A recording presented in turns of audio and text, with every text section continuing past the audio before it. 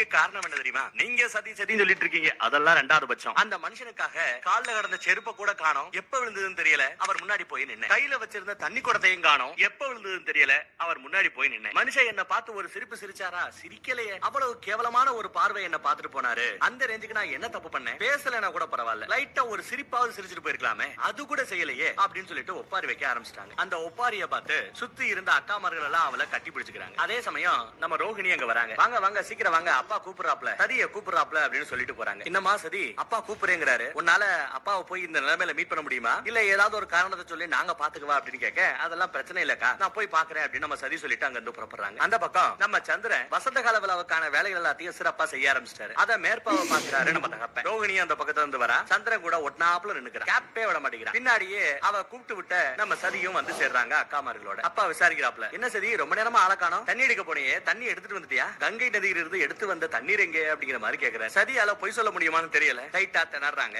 அதை புரிஞ்சுக்கிட்டு அக்காமார்களே முன்னாடி வந்து, இல்ல இல்ல தண்ணி எடுக்க போனா, பட் போற வழியிலேயே இசைக்கலைஞர்கள் வந்ததுனால அவங்கள வரவேற்று இங்க கூட்டு வந்துட்டா அப்படின்னு சொல்லி சமாளிக்கிறாங்க. அதே சமயம் நம்ம சந்திரன் சில டவுட்ஸ் கேக்குறாப்ல. வசந்த கால விழா சம்பந்தப்பட்ட ஏதாவது உங்களோட அட்வைஸ் ஏதாவது இருந்தா சொல்லுங்க, சிறப்பு கட்டளைகள் ஏதேனும் உண்டா அப்படின்னு கேட்டா, சிறப்பு கட்டளைன்னு கிடையாது, பொதுவா வசந்த கால விழாவுல ஆட்டம் பாட்டம் கொண்டாட்டம்னு எல்லாமே சிறப்பா இருக்கும், போட்டிகளும் நிறைய நடத்தப்படும். அந்த போட்டிகள்ல பாரபட்சம் இல்லாம ஜெயிச்சவங்களை நீ அனௌன்ஸ் பண்ணணும், பாரபட்சம் இல்லாம ஜெயிச்சவங்க யாரா இருந்தாலும் அவங்க வேண்டியதை நீ கொடுக்கணும், அது உன்னோட பொறுப்பு, நல்லபடியா பாத்துக்கோ அப்படின்ட்டு சந்திரன் கிட்ட சொல்றாரு. அதே பக்கம் இந்த பக்கத்துல நம்ம அமைச்சர் இருக்காரு இல்லையா, அவர் பக்கம் திரும்பி, வசந்த கால விழா நடக்கிற சமயத்துல நான் இங்க இருக்க மாட்டேன், மகாசபை கூட்டத்துக்காக ஆலோசனை கூட்டத்துக்காக நான் வெளியில போயிடுவேன், அப்போ நான் இல்லைன்னு தெரிஞ்சுக்கிட்டு அரக்கர்கள் இங்க தாக்க வரலாம், அப்படி ஒரு காலம் அவங்க போருக்கு தயாராகி இங்க வந்தாங்கன்னா அவங்கள சமாளிக்க வேண்டிய பொறுப்பு மந்திரியான உங்ககிட்ட ஒப்படைக்கிற, நாட்டின் பாதுகாப்பு உங்க கையில அப்படின்னு சொல்லிடுறாரு. அப்படியே பேசிட்டு இருக்கும்போது அங்க ராணி இருப்பாங்க இல்லையா, அவங்க என்ன சொல்றாங்க, நம்ம மாதங்கி இங்க வந்தா நல்லா இருக்கும்ல, நான் அவளுக்கும் அழைப்பு விடுக்கிறேன், மாதங்கி இங்க வந்தா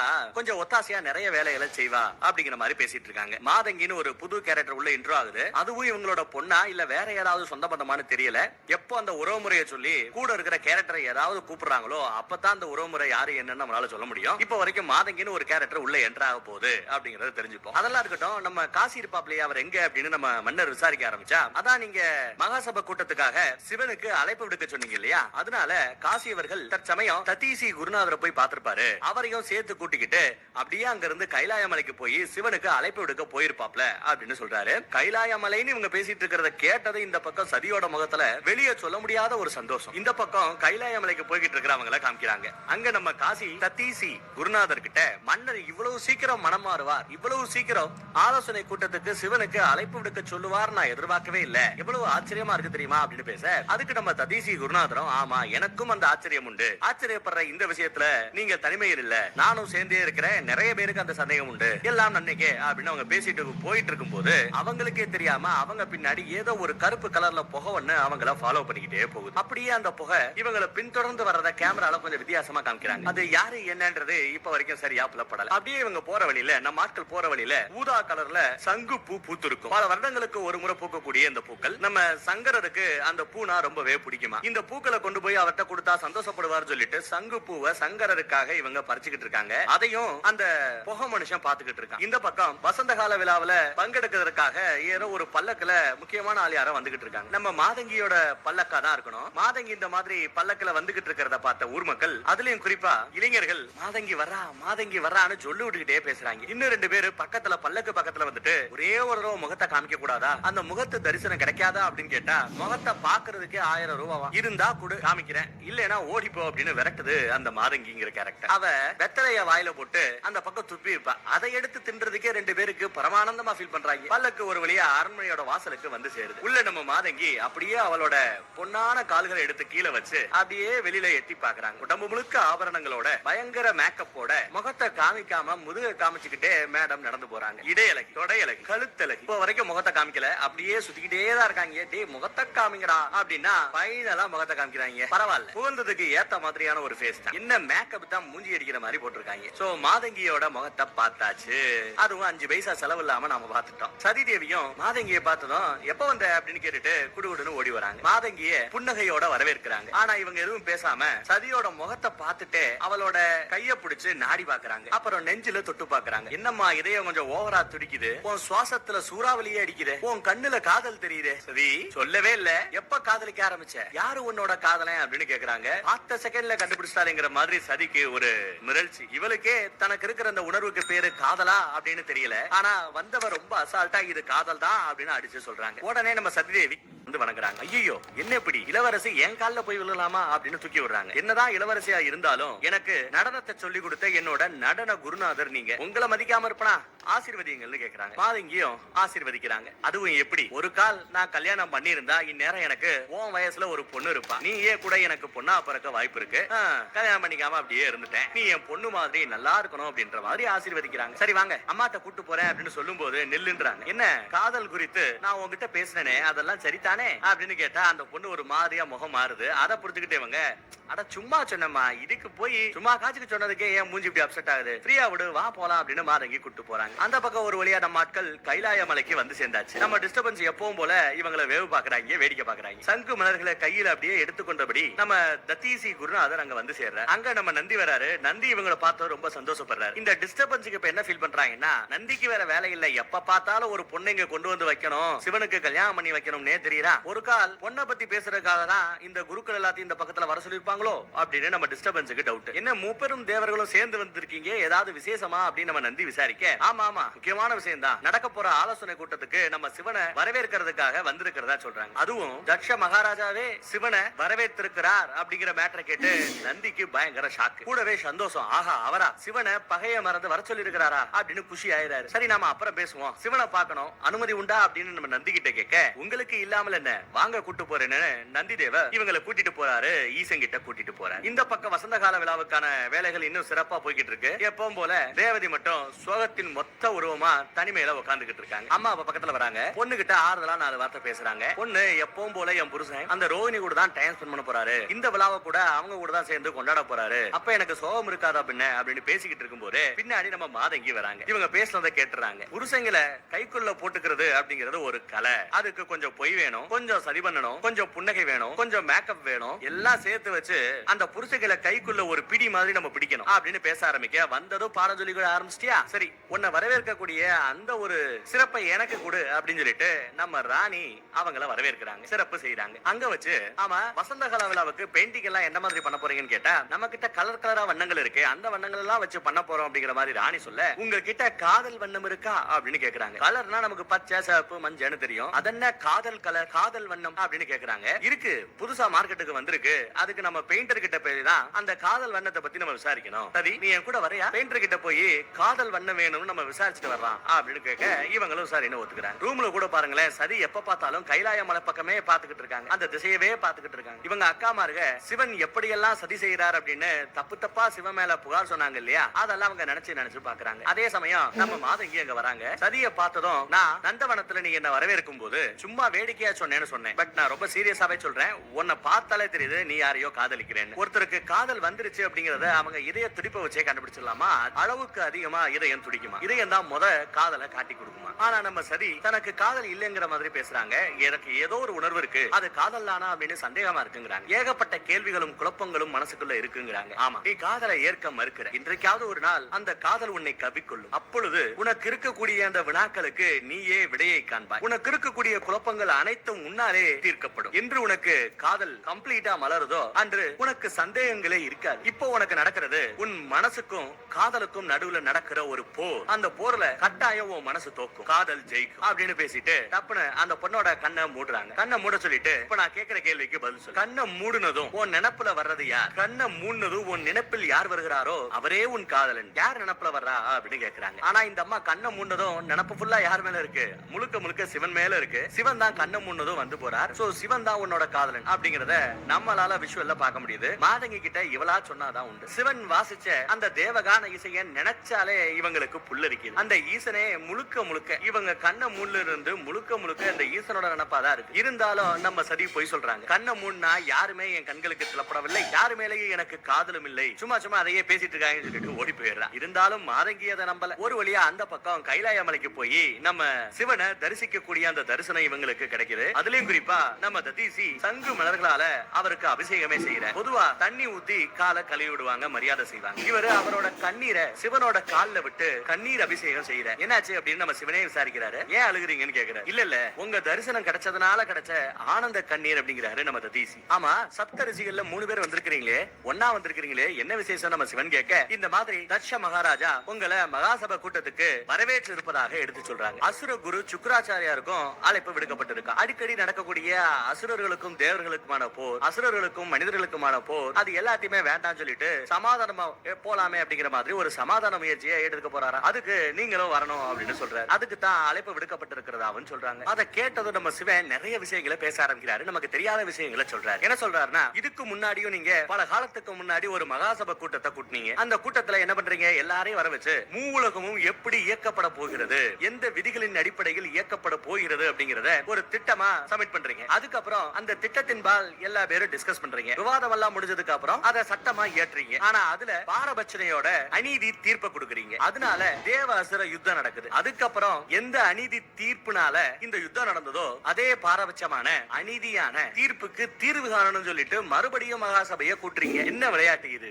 இந்த மாதிரியான தீர்ப்புகளும் தீர்வுகளும் எனக்கெல்லாம் செட் ஆகாது. இதுலதான் நான் பங்கெடுக்க விரும்பல. ஏன்னா நீங்க வாட்டுக்கு ஏதாவது ஒரு பிரச்சனை பண்ணி எடுத்தது யுத்தம்னு ஆரம்பிச்சிருங்க. பொதுவா யுத்தம்னு வந்தா பாதிக்கப்பட போறது இயற்கை தான். மண் வளம் பாதிக்கப்படும், காட்டு வளம் பாதிக்கப்படும், காட்டுல வாழக்கூடிய விலங்குகள் பாதிக்கப்படும், இயற்கை அழியும். இதுக்கெல்லாம் காரணமா இருக்கிறது உங்க மகாசபை கூட்டம் தாயா, உங்ககிட்ட இருக்கிற அந்த பாரபட்சம் தாயா. பாரபட்சமே உலக அழிவுக்கு காரணம். உலகத்தில் இருக்கும் அத்தனை ஜீவராசிகளும் பாரபட்சம் இல்லாமல் நடந்து கொண்டால் உலகமே சொர்க்கமாயிடாதா? இந்த மனித வாழ்வுல இருக்கிற அந்த காலமே பொன்னான சொர்க்க காலமா இருக்காதா அப்படிங்கிற பெருசா அந்த மகாசபை கூட்டத்தின் மேல விருப்பம் இல்லைங்கிற மாதிரி பேசுற. அப்ப நம்ம காசி குருக்கள் இருக்காரு இல்லையா, அவரு காசி ரிஷி, நீங்க சொல்றதெல்லாம் சரிதான், அதனாலதான் உங்களை நாங்க மகாசபை கூட்டத்துல கூப்பிடுறோம். நீங்க இருக்கிற இடத்துல அநீதி நடக்க வாய்ப்பே இல்ல. நீங்க இருந்தீங்கன்னா வருங்காலத்துல தப்பு நடக்க போறத இப்பயே நம்ம கண்ட்ரோல் பண்ண முடியும். நீங்க கண்டிப்பா இருக்கணும் அப்படின்னு மறுபடியும் பிரஷர் போட்டு வரவேற்கிறார் நம்ம காசி. உங்களுக்கு என்ன வேணும்? அந்த மகாசபை கூட்டத்துல என்ன காண போறீங்க அப்படின்னு கேட்டா அமைதி, ஒற்றுமை அப்படிங்கிறாரு நம்ம காசி. அந்த அமைதியும் ஒற்றுமையும் கிடைக்கிறதுக்கு மகாசபை கூட்டம் ஒண்ணும் அவசியம் இல்ல. தன்னலம் இல்லாத பார்வை, அகங்காரம் இல்லாத பார்வை, பேராசை இல்லாத ஒரு பார்வை, அந்த பார்வையை ஒரு சிலர் வச்சிருக்கணும் அப்படிங்கிறாரு நம்ம காசி ரிஷி. எவ்வளவு சொல்லியும் சிவன் ஒத்துக்கல. அதுக்கப்புறம் நம்ம ததீசி குருக்கள் இருக்காரு இல்லையா, அவரு களத்துல இறங்குற. நான் சொல்ற இந்த காரணத்துக்காக நீங்க தாராளமா மகாசபை கூட்டத்துல கலந்துக்கலாம் அப்படின்னு சொல்லிட்டு அவர் நினைக்கிற அந்த காரணத்தை எடுத்து சொல்றாரு. எனக்கு என்னமோ இந்த மகாசபை கூட்டத்துல நீங்க பங்கெடுக்கிறதுனால மகத்துவமான நிறைய விஷயங்கள் நடக்க போகுது அப்படின்னு என்னோட உள்ளுணர்வு சொல்லுது. இத சாதாரணமா ஒரு இன்விடேஷனா நீங்க நினைக்காம உங்களோட பக்த கோடிகள் நாங்கெல்லாம் இருக்கோம், இங்க எல்லாரோட பிரார்த்தனையா நினைச்சுக்கங்களேன். நாங்க மனதால தியானம் பண்ணி உங்களை கூப்பிட்டா நீங்க வந்துருவீங்கல்ல, அந்த மாதிரி இந்த பக்தர்கள் தியானம் பண்ணி கூப்பிடுறோம், அதற்காக நீங்க வாங்க, அந்த மாதிரி வர்றதா நீங்க நினைச்சுக்கிட்டு வாங்க அப்படிங்கிற மாதிரி நம்ம ததீசி கூப்பிடுறாரு. அவங்க அழைப்பா நீங்க எடுத்துக்க வேண்டாம், என்னோட அழைப்பா எடுத்துக்கிட்டு எனக்காக வாங்கன்னு கூப்பிடுறாரு. ஒரு பக்தனோட அழைப்பை எப்படி இவரால நிராகரிக்க முடியும்? இருந்தாலும் மௌனம் காக்கிறார் நமது சிவன். ஆனா சிவன் அமைதியாவே இருந்ததை பார்த்துட்டு ததீசி ஒரு மாதிரி ஆயிடாரு. இல்ல, நீங்க என்ன நம்பி வாங்க, கைலாய மலைக்கு வாங்க, சிவன் நான் சொன்னா கண்டிப்பா கேட்பாரு அப்படின்னு சொல்லிட்டு இவங்க கிட்ட நான் வாக்கு கொடுத்துட்டேன், என் வாக்கு பொய்யாயிடக்கூடாது, அதுக்காவது நீங்க கண்டிப்பா வரணும் அப்படின்னு நம்ம ததீசி கேட்கிறாரு. அதுக்கும் சிவன் கிட்ட இருந்த மௌனம் தான். இருந்தாலும் ரொம்ப நேரம் மௌனத்துக்கு அப்புறம் ஆகட்டும், மகாசபை கூட்டத்துக்கு நான் வருகிறேன், உனது வாக்கு பொய்யாகாது அப்படின்னு ஒரு ஆசீர்வாதத்தை போட இவங்க எல்லாம் அப்படியே குளிர்ந்துறாங்க. என்ன பாக்கியம் செஞ்சோமோ, நீங்க கலந்துக்க போற அந்த மகாசபை கூட்டத்துல நாங்களும் கலந்துக்க ஒரு வாய்ப்பு கிடைச்சதே அப்படின்னு வந்திருந்த எல்லா பேரும் கைகூப்பி வணங்குறாங்க. இருந்தாலும் ஒரு கண்டிஷன் அப்படின்னு நம்ம சிவன் ஒரு கண்டிஷனை போடுறாரு. இது எல்லாருக்கும் ஷாக்கு. என்ன சிவனே கண்டிஷன் போடுறாரு அப்படின்னு. அந்த கண்டிஷன் என்னவா இருக்கும்? இந்த கண்டிஷனுக்கு அந்த பக்கம் நம்ம தட்ச மகாராஜா ஒத்துப்பாப்லையா? அடுத்த எபிசோட்ல பாப்போம்.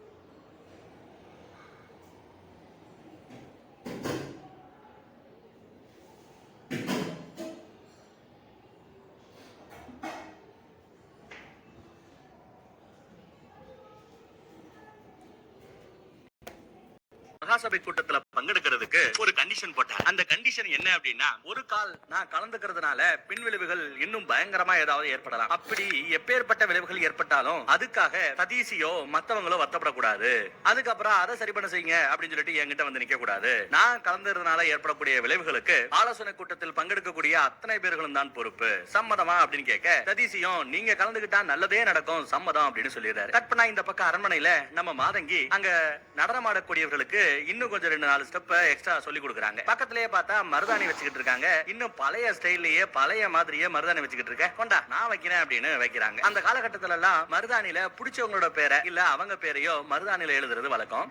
இந்த 80s 90s கிட்ஸ் எல்லாம் டெஃபினட்டா மருதாணி வச்சிருப்பீங்கன்னு நினைக்கிறேன். பையனோ பொண்ணோ மருதாணி வச்சிருப்பீங்க அப்படின்னு நினைக்கிறேன். அதுல நீங்க முத உங்க கையில யாரோட பேரை எழுதுனீங்க அப்படின்னு ஞாபகம் இருக்கா? எனக்கு ஞாபகம் இருக்கு. நான் என் கையில என் பேரு பாலா இல்லையா, பி அப்படிங்கறது தான் என் கையில நான் எழுதிருந்தேன். அதே மாதிரி உங்களோட முதல் அனுபவம் மருதாணி வைக்கும் போது யாரோட பேர் எழுதுனீங்க அப்படிங்கறத மறக்காம கமெண்ட்ல சொல்லுங்க. கொஞ்சம் படிச்சு பாப்போமே, கொஞ்சம் இன்ட்ரெஸ்டிங்கா இருக்கும். ரைட். அதே மாதிரி தான் இப்ப இங்கேயும் மாதங்கி ஒவ்வொருத்தரோட மனசுல பிடிச்சவங்கள அவங்க மனசுக்கு பிடிச்சவங்களோட பேரை கையில எழுதி கொடுக்கறதா சொல்றாங்க. அப்படி பேசிக்கிட்டு இருக்கும் போதே பக்கத்துல இருந்து நம்ம ரேவதி மாதங்கி என்னோட கையில என் புருஷன் சந்திரனோட பேர் எழுதுங்க அப்படின்னு கையை நீட்டுறாங்க. அதை கேட்டதும் மாதங்கி சந்தோஷம். அட எப்பவுமே கம்முன்னு தனிமையில உட்கார்ந்துகிட்டு இருக்கிற ரேவதி கொஞ்சம் சந்தோஷத்தோட அதுவும் தான் புருஷனோட பேரை எழுத சொல்லி கேக்குறியே. ஆஹா ஆஹா ஆஹா. இப்போ உன் முகத்துல இருக்கிற அந்த வெக்கத்தை உன் புருஷன் சந்திரன் பார்க்கணுமே, அப்படியே உன்னை சுத்தி சுத்தி வருவேன் அப்படின்னு பேசிட்டு சரி கொண்டா உன் புருஷன் பேரை உன் கையில எழுதுறேன். என்ன பத்தி உனக்கு தெரியும்ல, ஊர்ல கேள்விப்பட்டிருப்பேன்ல, நான் யார் பேரை ஒருத்தவங்களோட கையில மருதாணியில எழுதுறனோ அவங்களுக்கும் எனக்கு எழுத கை நீட்டினவங்களுக்கும் நடுவுல நல்ல பாண்டு உருவாகும்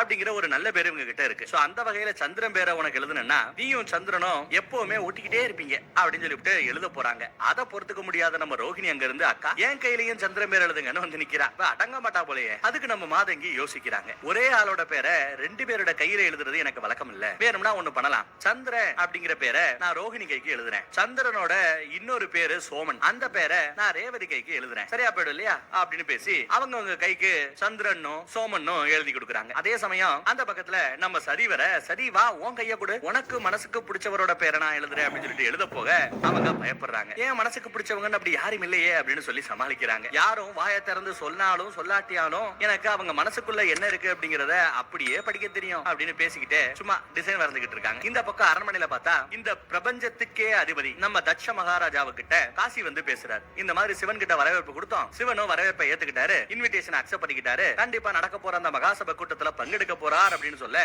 ஆஹா அதை கேட்டா ரொம்பவே சந்தோஷம் அப்படிங்கிறாரு நம்ம தட்சணம். அதே சமயம் நம்ம ராணி அங்க வராங்க. வந்து ஒரு முக்கியமான டவுட் கேக்குறாங்க. என்னன்னா அடுத்து வசந்த விழா நடக்க போகுது இல்லையா, அந்த விழாவுக்கு யாரெல்லாம் கூப்பிடலாம் யாரெல்லாம் கூப்பிட வேண்டாம் இந்த விஷயங்கள் எல்லாம் பேசுறமே அப்படின்னு கேட்க, இல்ல மகாசபை கூட்டத்துல நான் கொஞ்சம் பிஸியா இருக்கேன், அது சம்பந்தப்பட்ட வேலைகளே எனக்கு இருக்கு, அது எல்லாத்தையும் தான் நம்ம மருமகன் சந்திரன் கிட்ட கொடுத்துட்டேன்ல, சோ சந்திரன் யார விருப்பப்பட்டாலும் அவங்கள கூப்பிட்டுக்கலாம், அந்த பொறுப்பெல்லாம் சந்திரனோடது, அவர் பார்த்துப்பார் அப்படின்னு சொல்ல இவங்களுக்கும் சந்தோஷம். அப்புறம் மாதங்கி வந்ததுல இருந்து கொஞ்சம் ஜாலியா இருக்கு, எல்லா பேரும் ஜாலியா சந்தோஷமா வேலை செஞ்சுக்கிட்டு இருக்காங்க அப்படின்னு பேச மாதங்கிய கொஞ்சம் ஒரு கண் இருக்கட்டும் மாதங்கி மேல எப்பவுமே, ஏன்னா அவ வயசு வித்தியாசம் இல்லாம எல்லார்கிட்டயும் மரியாதை இல்லாம பேசுறான்னு ஒரு கம்ப்ளைண்ட் வேற எனக்கு வந்துச்சு, பாத்து வச்சுக்க அப்படின்னு சொல்றாரு. அதெல்லாம் நான் பாத்துக்கிறேன் அப்படிங்கிறாங்க இவங்க. அப்புறம் மகாசபை கூட்டத்துக்கு போறதுக்கு இன்னும் ஒரு 3 ஜாமம் தான் டைம் இருக்கு. இன்றையில இருந்து 3வது ஜாமம் நான் அந்த ஆலோசனை கூட்டத்துக்கு கிளம்பிடுவேன், அதற்கான ஏற்பாடுகளும் தயாராகட்டும்னு சொல்ல இவங்களும் விறுவிறுன்னு பொண்ணுங்க கிட்ட வந்து இந்த மாதிரி ரெடியாக போறோம், எல்லாம் ரெடியாங்க, வசந்த விழா விசேஷங்களை அப்புறம் பார்த்துப்போம், அப்பா ஆலோசனை கூட்டத்துக்கு கிளம்ப போறாரு, அந்த வேலையை நம்ம கவனிப்போம் அப்படின்னு பேசிட்டு இருக்காங்க. அதே சமயம் இந்த பக்கம் அரண்மனைக்குள்ள விறுவிறுன்னு கோவத்தோட நம்ம தேவேந்திரர் வராரு. இந்த ஆளுக்கு வேலை இல்ல, எப்ப பார்த்தாலும் பயந்துகிட்டே வர வேண்டியது. தேவேந்திரர் இந்த தடவை பயந்துகிட்டே கொஞ்சம் கோவத்தோடயே இங்க வராரு. என்ன ஏதுன்னு விசாரிச்சா, அட போங்கப்பா நான் ஏற்கனவே சொன்னேன் அசுர குரு சுக்கராச்சாரியாருக்கு இன்விடேஷன் கொடுக்காதீங்க அப்படின்னு சொன்னேன், நீங்க கேட்கல இன்வைட் பண்ணீங்க, அதே மாதிரி சிவனையும் இன்வைட் பண்ணீங்க அப்படிங்கறதும் அவருக்கு தெரிஞ்சிருக்கு, சிவனும் வர ஒத்துக்கிட்டாரு அப்படிங்கறதும் தெரிஞ்சிருக்கு. இப்ப அந்த குருநாதர் அந்த அசுர குரு சுக்கராச்சாரியா என்ன நினைக்கிறாரு அப்படின்னா, ஆலோசனை கூட்டமே இந்திரனுக்கு சார்பா நடக்கிறதாக அவர் நினைக்கிறார், தேவேந்திரர்களுக்கு உதவி செய்யறதுக்காக தான் அந்த ஆலோசனை கூட்டம்னு நினைக்கிறார். அந்த கூட்டத்துல சிவனும் பங்கெடுக்க போறார் அப்படின்னு தெரிஞ்சதுனால எல்லாம் ஒரு பக்கத்துல போயிட்டாங்க. எங்க சார்பா இருக்கிற ஒரே கடவுள் சிவன் தான், அவரே அந்த பக்கத்துல சாஞ்சிட்டு தான் நினைக்கிறார், கோவப்படுறார். ஆலோசனை கூட்டம் ஒருவேளை நடந்தா சிவனை முழுக்க நீங்க வளைச்சு போட்டுருவீங்க அப்படின்னு சொல்லிட்டு அந்த ஆலோசனை கூட்டத்தை நடக்க விடாம தடுக்கணும்னு சொல்லிட்டு நம்ம மேல போதெடுக்கவே வராரா அப்படின்னு சொல்லி பயமுறுத்துறாப்ல. எனக்கு அந்த சுக்கராச்சாரியா மேல மரியாதை இருக்குன்றாரு. யாரு? நம்ம பிரபஞ்ச அதிபதி தர்ஷன். இருந்தாலும் போர்னு வந்துட்டா தெரிஞ்சவங்க தெரியாதவங்க எல்லாம் பார்க்க மாட்டேன், வரட்டும் பாத்துக்கலாம் அப்படின்னு இருக்காரு இந்த பக்கத்துல. அப்படியே கட் பண்ணி இந்த கதையில ஒரு புது கேரக்டர் அறிமுகப்படுத்துறாங்க. முதையே காமிச்சிட்டு இருந்தவங்க இப்பதான் முகத்தை காமிக்கிறாங்க. இவரோட பேர் என்ன அப்படிங்கறத இன்னும் காமிக்கல, பட் இவர் முக்கியமான ஆளு, அதுவும் அசுர குலத்துல முக்கியமான ஆளுன்னு தெரியுது. இன்னும் இவரோட பேரை சொல்லி சுத்தி இருக்கிற கேரக்டர்ஸ் எதுவும் கூப்பிடலங்கிறதுனால இவர் யாரு என்னங்கிறது சரியா தெரியல. ஆனா அசுரர்கள் எல்லா பேரும் தயாரா இருக்கணும், ஆலோசனை கூட்டம் நடக்க போகுதான், அதுல தேவேந்திரனுக்கு உதவியா எல்லாரும் வேலை செய்ய போறாங்களா, அதுக்கு மகாதேவனையே கூப்பிட்டுருக்காங்களா, மகாதேவனும் வர்றதுக்கு சம்மதிச்சிட்டாரா, இது எல்லாம் என்ன எதற்கான அறிகுறி? போருக்கான அறிகுறி. ஆலோசனை கூட்டம் நடந்தா முழுவதும் சிவனை வளைச்சு போட்டுருவாங்க, அது விடக்கூடாது, அதுக்கு முன்னாடியே நம்ம போது எடுக்கணும்னு பேசிட்டு இருக்காப்ல. அது மட்டும் இல்லாம இந்த தேவேந்திரர்களை நம்பவே கூடாது, கடைசி நேரத்துல கழுத்தை துட்டுறாங்க, ஏதாவது வேணும்னா மட்டும் அசுரர்களோட உதவியை தேடி வர்றது, அந்த வேலை முடிஞ்சதுமே நம்மள எதிரிகள்னு மறுபடியும் அறிவிச்சு நம்மள வெறுத்து ஒதுக்க வேண்டியது, பாரபட்சத்தோட நடந்துக்க வேண்டியது. போதும், அவங்களுக்கு கீழே குனிஞ்சு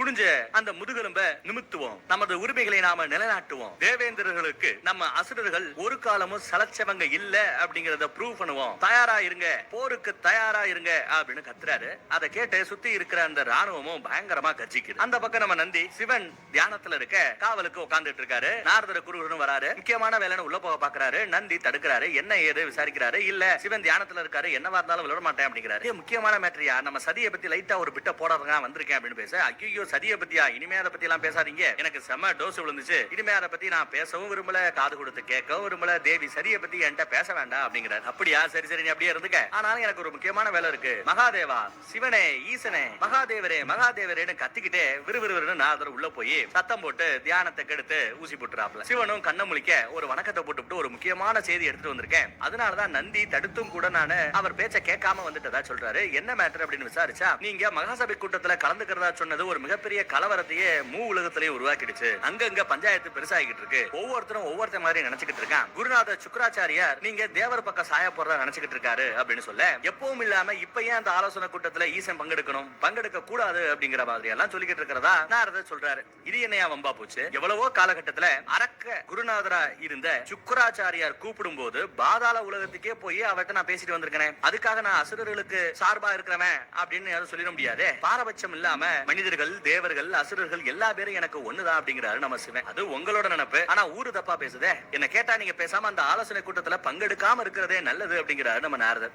அதை கேட்டதும் இல்ல நான் ததீசிக்கு வாக்கு கொடுத்திருக்கேன், அந்த ஆலோசனை கூட்டத்துல பங்கெடுப்பேன் அப்படின்னு வாக்கு கொடுத்திருக்கேன்னு சொல்ல, ஆஹா வாக்குன்னு சொன்னதுதான் எனக்கு ஞாபகம் வருது. நம்ம தேவி சதி கூட தான் அவங்க அப்பாவுக்கு வாக்கு கொடுத்தாங்க, இனிமே ஈசனை பத்தி பேச மாட்டேன், நினைக்க மாட்டேன் அப்படின்னு. ஆனா என்னாச்சு, ஒரு தடவை நீங்க காட்சி கொடுத்ததுக்கே அந்த அம்மா வேதனையில துடிச்சாங்க. நீங்க ரெண்டாவது தடவையும் அந்த பாட்டு பாடுற சமயத்துல காட்சி கொடுத்துட்டு போயிட்டீங்க. அதுக்கப்புறம் இன்னும் ஏகப்பட்ட பஞ்சாயத்து ரொம்ப கஷ்டப்பட்டுக்கிட்டு இருக்காங்க அப்படிங்கிற மாதிரி பேச, தேவி சதியை பத்தி நீ பேசுனது போதும், சதியை பத்தி கவலைப்பட அவங்களோட அப்பா இருக்காரு அப்படின்னு பேசினா, நீங்க இப்படி சொல்றீங்க. ஆனா நான் தினம் கும்பிட்டுக்கிட்டு இருக்கிற நாராயணர் மகாவிஷ்ணுவோ சதியை பாத்துக்கிற அவங்க அப்பாவையே பாத்துக்க வேண்டிய பொறுப்பு உங்களோடது. உலகத்துல இருக்கிற அத்தனை ஜீவராசியையும் பாத்துக்க வேண்டிய பொறுப்பு உங்களோடது. சோ தேவி சதியையும் நீங்க சேர்த்துதான் பாத்துக்கணுங்கிற மாதிரி மகாவிஷ்ணு சொல்றதா நம்ம நாரதர் ஒரு பிட்ட போட, திரும்பி பார்த்தா சிவன் அதுக்குள்ள தியானத்துக்குள்ள மூழ்கிட்டாரு. ஆனா எது எப்படியோ அடிக்கடி அந்த பேரை, தேவி சதியோட பேரை ஞாபகப்படுத்தணும்னு நினைச்சுக்கிட்டு இருந்த நம்ம நாரதரோட நினைப்பென்னமோ இங்க நிஜமாயிடுச்சு. இவரும் தியானத்துக்கு போயிட்டாரு. இந்த பக்கம் அரண்மனையில நம்ம சந்திரன் வந்திருக்கான். சிவன் இவங்களோட வரவேற்பை கேட்டு இவரோட இன்விடேஷனுக்கு ஓகே சொல்லி மகாதேவர் கலந்துக்க போறார், ஈஸ்வரன் கலந்துக்க போறார் அப்படிங்கிற அந்த செய்தி கேட்டு சந்திரங்க வந்திருக்கா. ரொம்ப சந்தோஷம், அவரோட ஆசையும் நமக்கு வேணும்னு பேசுறாப்ல. அதை கேட்டதும் இந்த பக்கம் நம்ம தட்சனுக்கு கொஞ்சம் ஓவரா பொங்குதுங்க. சிவனோட ஆசீர்வாதம் நமக்கு இருக்கணும்னு அவசியம் இல்ல, எல்லாம் அல்ல அந்த விஷ்ணுவோட ஆசீர்வாதம் இருந்தா போதுங்கிற மாதிரி நம்ம தட்சன் சொல்ல, எஸ் இதுக்கு முன்னாடி வரைக்கும் விஷ்ணுவோட ஆசீர்வாதம் நமக்கு இருந்தது, இனிமே மகாதேவனோட ஆசீர்வாதமும் சேர்ந்தே நமக்கு நல்லது நடக்கட்டுங்கிற மாதிரி பேசிட்டு இருக்கும்போது, தம்பி இங்க கொஞ்சம் நிப்பாட்டு, நீங்க வசந்த கால விழாவுக்கான வேலைகளை மட்டும் நீ பாரு, மகாசபை கூட்டம் ஆலோசனை கூட்ட வேலையெல்லாம் நாங்க பாத்துக்கிறோம் அப்படின்னு பேசுறாரு. அதை பத்தி தான் உங்ககிட்ட ஒரு மேட்டர் சொல்ல வந்தேன், கூப்பிடுறவங்க மேட்டர்ல அப்படின்னு ஏதோ சொல்ல வர. இங்க பாரு நிப்பாட்டு, வசந்த கலா விழா சம்பந்தப்பட்ட ஒட்டுமொத்த அதிகாரத்தையும் நான் உனக்கே ஒப்படைக்கிறேன், எல்லாத்தையும் நீயே சிறப்பா பண்ணு, என்கிட்ட ஓனே வந்து கேட்கணும்னு அவசியம் இல்லைன்னு சொல்லிட்டு வாயடைச்சிடறாரு. இந்த பக்கம் நம்ம சந்திரன் இன்னும் அந்த பழைய கம்ப்ளைண்ட் தான் போட்டுக்கிட்டு இருக்கான், அசுரர்கள் போது எடுத்து வர போறாங்க அப்படின்னு பேசிக்கிட்டு இருக்கான். வரட்ட பாத்துக்கலாங்கிறாரு நம்ம தட்சணம். அப்புறம் ஒரு வழியா அவங்க அந்த மகாசபை கூட்டத்துக்கு கிளம்ப வேண்டிய அந்த டைம் வந்துருச்சுங்க. டைம் வந்ததும் அவங்க எல்லாருக்கும் ஆரத்தி எடுத்து நல்லபடியா அனுப்பி வைக்கிறதுக்காக வந்திருக்கிறார். ஒன்பது கோளும் ஒன்றாய் காண